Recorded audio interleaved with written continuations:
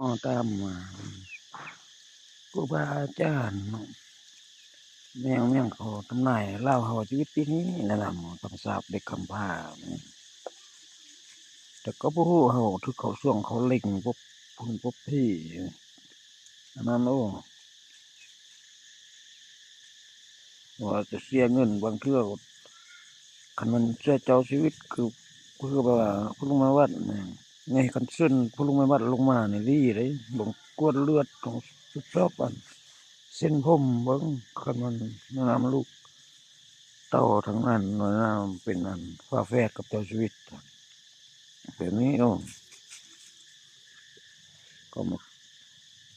อุ้มมาไว้อยู่เมืองลาวแต่น้อยเนาะก็พามาไว้อยู่ที่บ้านนั้นใหญ่สำนึงเราก็จึงดึงไปนำอยู่นำผู้นำลาวบรรดาธนูหักนี่อันนั้นเขาชื่อแบบนั้นโอ้แบบนั้นตะกี้เขาให้ใส่ว่ารถเก๋งอยู่ไหนอ๋อนั่นน่ะมันก็ว่าลูกแพทย์ทางรัชกาลที่10อันนั้นคนสู้คนทดสอบว่าสายเลือดและเส้นผมอิสราเอลโก้เบิ่งอะเนาะหมอสื่อสารทางประเทศว่าจีนว่าเวียดมาทางไทยนั่นนี่ดีเลยตอนช่วงเขามามื้ออื่น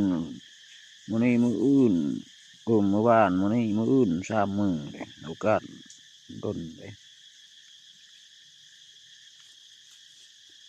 อย่างนั้นเลยว่าลุงไม่บัดเนี่ยเขาก็ยังบ่เมื่อว่าบรรดาพนักงานเมื่อก็เขาเมื่อเพิ่นก็เสียส่วนเสียหลักหมดบ่มีเพื่อจะได้ดีก็ว่าเมื่ออยู่รุ่นคือกันช่วงเราคุมคือลุงอินคำว่าเกี่ยวของการ